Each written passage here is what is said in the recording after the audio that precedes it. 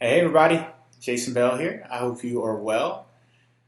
This is kind of a off the cuff live video here.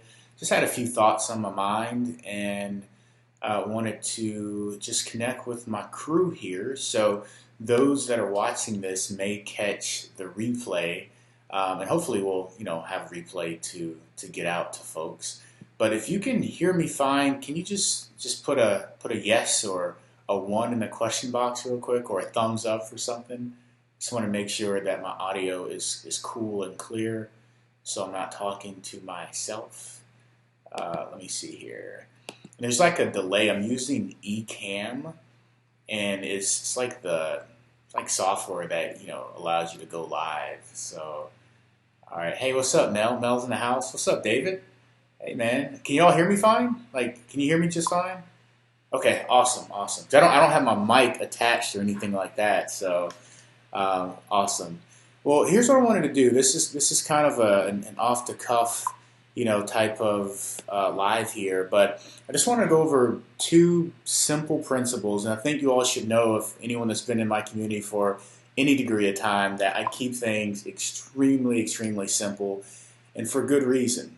There's no need to complicate anything. So what I want to go over are two principles that can help you land franchise clients or just land local clients. And after we're done here, you're going to be like, it can't be that simple, Jason. I'm going to say, yeah, it really is.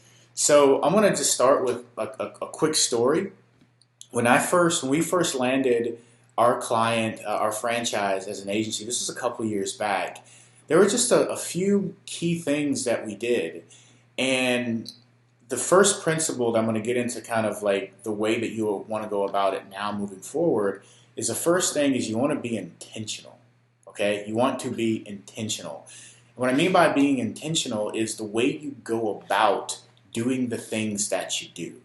It's kind of the reason and the rhyme behind the moves and the action that you're taking, and why are you doing it, right? A lot of times, especially in local and as a consultant, I see this across different industries as well. A lot of times what happens is we see like the world as our oyster, and many entrepreneurs were creatives, right? So we always see opportunity. And the issue with that is when there's so much opportunity, we're immediately driven in so many different directions. So we see, this type of a business as a potential client, and then we go in that direction. We look at this trade show opportunity, and there's people there. You look at that as a potential client. You go over here and you say, oh, I want to go after this franchise, for instance, and then you see that as a potential client. And what happens is we start getting all over the place, and now that core intention that we had, is diluted, right? So what I mean by that is, I'm going to give you a hypothetical, and this is how I would go about doing this right now. This is going to make a lot of sense. Who would want to land a franchise here? Just throw out a franchise right now. Like, what franchise would you like to provide services for? Just put it right now in the question box. We got a few people on here, so this should be fun. Just throw out a franchise. What would be a good franchise? You would say, you know what? I would love to have this business as a client and have multiple locations. Just throw out one. All right, throw out one. And again, there's a little delay here, so there may be a slight lag on this end. So let me hit refresh. Just throw out a random franchise. What would be a good franchise? Okay, let me see here. I hear questions coming in, but I can't see them yet. I wish this thing was like real time, folks. Throw out a random franchise. What would be a good one to have as a client here? Okay. All right, there's one. All right, Chili's. Okay, there we go. Thank you, Jay. All right, Red Robin's a good one too. We'll just run with Chili's. All right. So the first thing is, if let's say you want to go after Chili's as a client, and this is multiple locations, it could be a potential big deal. This could essentially be the one client that you need. And you can kind of like have your agency, sitting back and you're just doing good and just serving that particular client. So the way I would go about it is, first understand what is the service that you would sell them, right? Like, what would be the service or services that you would sell this client, right? And you're going to be able to identify that based on the things that may be missing, such as the holes in their marketing, based on the problems or issues that they have not capitalized on, but you see that they're apparent, right? So you want to structure what would be that personalized service or plan or core of services that could help them solve their problem. So that's step number one, right?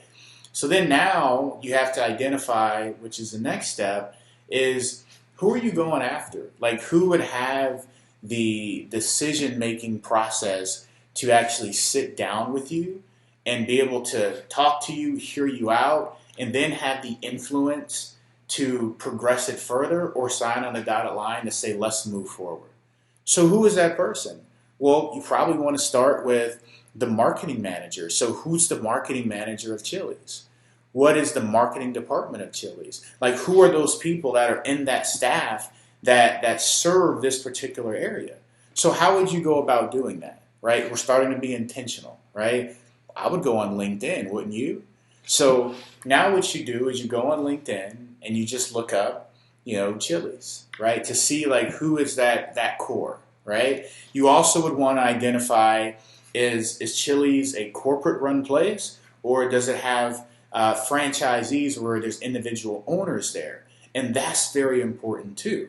Because if it's corporate run, then your first step you would go for what's the hierarchy of the staff that you need to go after. If it's franchise run, then guess what? You would probably want to start researching who are the Chili's franchisees, who are the Red Robin's franchisees, right? And you can find a lot of this info on LinkedIn. The next step I would take is I would go on the Red Robin's or the Chili's website and see as much information that you can find. What you'll find often, when you start digging deeper, especially for the corporate places, you'll see the projections for the next few years and the initiatives that they're working on. And a lot of that is for the shareholders of the company because you have to inform the shareholders of those companies as to what it is that future growth looks like.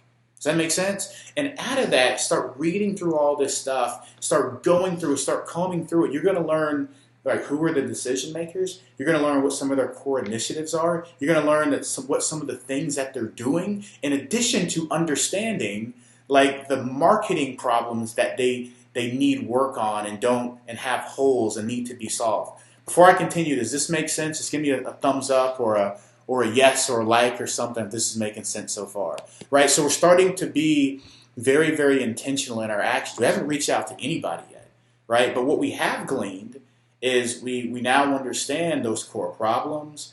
We understand what some of their goals are because all this stuff, especially when you're looking at a big company, this stuff is out there on the web, folks. It's out there on the web. And I can also guarantee you that you're going to find that a lot of these marketing managers and the people that are higher up that have that decision-making power and influence, they are always trying to stay sharp as well. So they appreciate when value is brought to them. And what I mean by value being brought to them, not the approach that a lot of people take, and it's like, you reach out, you request someone as a friend, not a friend, but a connection on LinkedIn, and those people immediately start selling. No, this is a long-term play here, right? Because we're not going to be just so short-sighted that we don't do our due diligence and our homework to figure out who are those key players, what are their core goals, what key KPIs they're looking for, what is the projections of the company look out going, who are those people we need to talk to. We're not going to be that short-sighted because we know this is a long-term play. And we know if we lie in and do the work necessary to get this long-term play, then it's going to be worthwhile. So we're not going to just immediately sell. That's what amateurs do. You with me? So we're being very intentional in our efforts now, okay? So you want to start to build relationships with these people, right? If there's knowing that the problems and goals that they're trying to go after, maybe what you do is you provide value as an agency owner that will resonate with that marketing manager or with that franchise owner. One thing I do know is the franchise that we landed as a client, we went to lunch many a times with the marketing manager just to build a relationship, just to understand like what are the core goals that they're looking to achieve as a company, right? And this stuff really, really matters. And that's why I say, like, when you're being intentional, you have to not be so, you can't be short-sighted. Because unless you're planning to close up your doors in business over the next, couple of months, then don't be that way. Think long term. These marketing managers, these franchisees, they're probably in groups. So next thing I would do is you still are digging deeper. What franchisee associations are they a part of, right?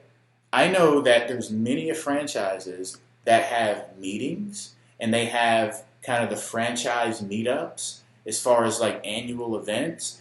And a lot of these places are either run by the corporate or like different franchisees will actually put these together. And it's almost built as like an association. And there's a membership tied to it. And then there's also speakers that you can come to these and pay to be there.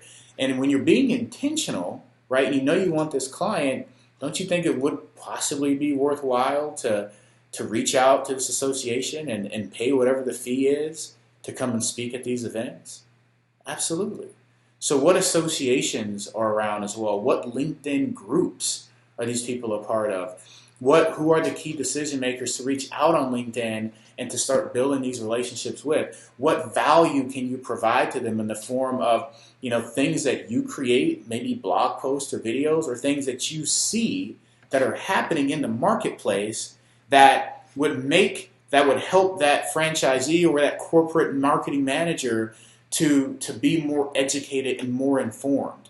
So now you're on the same side of the table as them because you're a friend, you're a colleague, you're someone that understands their space.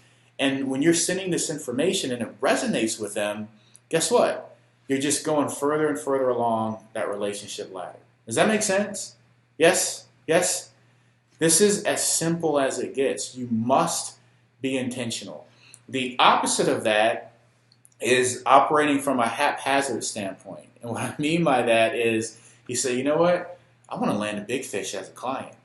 So you go and identify, maybe do the first step and see who a franchisee is. Like you look at one franchisee, right, for Red Robin's or Chili's. You just reach out with a pitch and they don't bite. They don't take the bait. And you say, that doesn't work. Then you're on to the next thing. Then you go reach out to the next person, another franchise, and then you do your short-term thinking, your short-term approach. You do that same approach again. Oh, it didn't work. And you go on to the next. You go to a whole different niche. Like, anyone know what I'm talking about here? Like, I can't be the only one that's been there before. That won't get you to your promised land, right? Just being intentional with your efforts will produce so much more than the people that are just running in so many different directions. It may seem like you are not getting a lot done on the front end, but I promise you this is the most impactful work that you could do. Principle number two is focus, right? It's focus. Focus.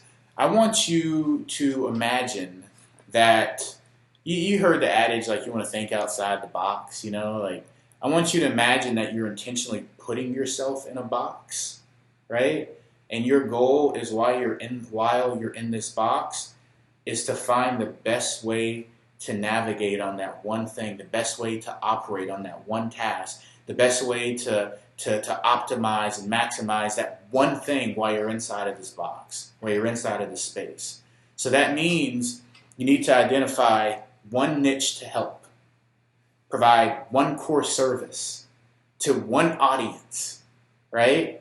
And then you want to identify your one core approach to go about getting these prospects. Maybe your thing to get good is leveraging direct mail. So all of your efforts and all of the money that you invest in as far as courses and training and coaching is on how do I be the best dang direct mail expert that I can so I can start getting more conversions and start getting more appointments from this one prospecting acquisition strategy. Your thing may be Facebook ads. So you dig deep just into Facebook ads and your goal is to learn it, to prod it, to poke at it, to get frustrated, to pull your hair out, to really learn this thing so you go through the fire and come out on the other side. You're like, dang, I know this stuff now. I got this. And the thing is, a lot of folks will think that focusing on one thing dismisses other opportunity. And it's the exact opposite. Because when you take every bit of your being and put intention, that first word, and focus on one thing, your whole world will change. Your whole world will change. And you'll find yourself moving faster in life and in business, almost at a quantum speed. Like, it's not this linear type of growth, that happens a little bit here, a little bit there. It's almost like it just goes like that. It's like this quantum growth. It's hard to explain. It's because every bit of your focus and intention is on this one thing. And the great part about it is so freeing, right? Because we feel often, and I know you all should be able to relate, sometimes it's easy to feel frustrated or overwhelmed with so much different marketing and stuff to learn, and it's ever changing. It's like, how do I keep up with all this stuff? You don't have to.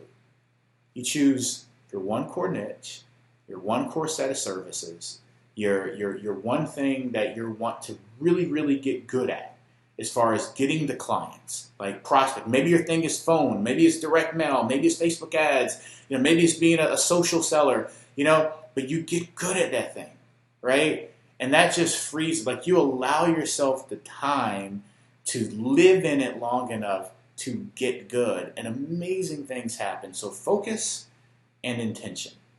Focus and intention. So my question to you is, what is your one thing? What is your one service? What are you going to put intention behind? Because I can promise you, if you do these things, it's just a matter of time before your business really starts to grow. And the other thing that's cool about just these two principles is that you now know, without a shadow of doubt, when it comes to buying the shiny objects or investing in the courses or different software and training, should I invest in these things? Because you can go back to your core and say, is this in line with my focus area? Does this method help me to yield more from the thing that I'm focusing on? If the answer is no, you just hit ignore. Does that make sense? Yes, yes, yes. But if it does support it, then guess what? It's a matter that's going to help you, propel you further along your goals. So I just wanted to just come on live, and it started in like 16, 17 minutes on here. But was that helpful at all? Was that helpful, folks? Focus and intention. So leaving this call today, I just want you to think on, what will you put intention behind, right? What are you putting intention on behind right now? Are you very haphazard in your efforts, and you do a little bit here, then you switch, and you do a little bit here, then you go in a different direction? Or are you very focused? And what are you focusing on? Are you focusing on a single niche? Are you focusing on a single set of services? Are you focusing on a single acquisition and prospecting method? And if you're not, I challenge you to do these things today. I challenge you to do these things today, and it will only help you. I promise it will only help you. So that's all I got, folks. Today, inside of our mastermind, we're covering one simple but proven client acquisition strategy. It's going to be freaking phenomenal. So I'm excited about that. So all my MLAM members, make sure that you're on that call today. And let me know how it can be of help to you. Last thing, too, for Contact Reach peeps, customers, we got some cool updates in the works. So we got a survey, polling, trivia, this really neat text logic. It's freaking awesome. So we're in the process of quality assurance testing that now. That should be out next month. Loyalty. Our loyalty program is launching for all of our members next month as well. And we got some really cool stuff that we've done with our loyalty enhancement. So what we're doing with loyalty is, how most loyalty only rewards people like for across the board universally. Like if you go to a coffee shop and someone buys a cup of coffee, they get like one punch, but then someone that comes in and buys a bagel, coffee, and a meal, and they spend like $25 in there, like they still get one punch as well. So the $2 coffee spender and the $25 coffee, meal and coffee and bagel spender, they're treated the same. That's not cool, right? That's how most loyalty is. So what we've done is we're able to reward a client's customers based on their customer spend, how much money they actually spend. So we can track the expenditure. I think that's the word. We can track the expenditure of what a customer spends, and we can assign goals. So we say, if customer A spends, reaches a goal of $50, then we're going to reward them with this gift. And this gift will automatically send on their phone, text message, and email. So there's no apps to download. There's no complicated processes. It immediately happens behind the scenes. And then now that customer can get that unique offer because of their support for the business, and they can come in and redeem that. What we can also do is we can take these winners when they reach a certain level, and we can route them into a different list that would equate to being a true VIP list. So that business would know who are my most supportive customers that spend the most, and they may want to do certain things like send campaigns in different or unique ways. So we can do that. We can also do tiered goals. So basically we can say this goal for this business is $100, but along the way we want to assign milestones where when they reach $25, we give them a gift sent via text message and email. When they reach $75, we send them a gift sent via text message and email. But when they reach the master gift, guess what? We give them the master gift prize. We can do a lot of routing and automation from that standpoint too.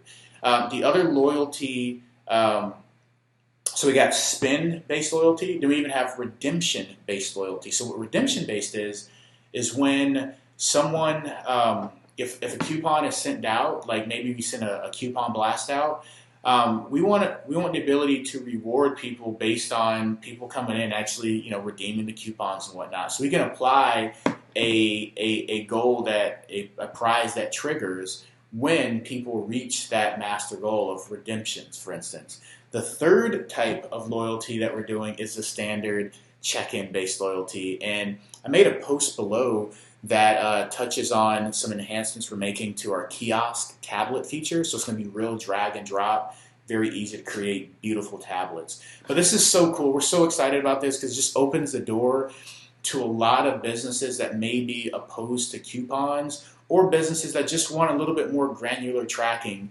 and providing a loyalty program. So you'll be able to provide this for a multitude of niches, from of course restaurants to retail to different boutiques to car washes to just what you can think of. You'll be able to do. So that's coming out next month, and then I think you may have known last month we have our app on Zapier now, so you can do a lot of cool integrations with Zapier. One of the things that we do with Contact Reach, especially with ManyChat and bots, is that what a lot of marketers miss on, as far as from helping their clients, like taking their marketing further and more impactful, is a lot of marketers just stop at the bot, right? But what we're able to do is we can do everything that happens in a bot, can send coupons via a bot,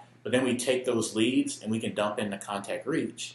And then now, as leads are coming in for whatever that coupon offer is, such as a Facebook ad or a birthday ad through Messenger, we take all that info, we can put into a VIP campaign. So now we can send out text messages, emails, and send automated offers such as on their birthday or anniversary, all through Contact Reach. So we're able to do that now. And with the Zapier app being on the Zapier platform, any integration you can think of, you can probably do. We also have we open up our public API for Contact Reach as well. So for those that are more techie, like this is a big win. So that's what we're doing on that front. We just released, I think last month, our cold email software. So it rivals with the softwares you've heard of, like Woodpecker and Sales Handy and Mailshake, things like that. So right now that's only available to our mastermind members but it's pretty slick, and we're making enhancements to it every day. So we got some really cool stuff in the works, and it's all geared at helping local consultants succeed and having the tools, the resources, and training. So that will be released, I believe, in October, end of October. It's called Prospect Reach. So we're doing some really cool stuff. So that's all I got, folks. Anything else on the brain? Anything else on the brain here? Because I gotta get ready for our call later today. I got a couple of meetings that I have to do. But I was just wanted to come on here and jam with you all for a while, and hope you all are doing well. Any questions y'all have? Anything I can help you with while we're on here? Let's see here. Or find the talent that is the best, or at least better than your level.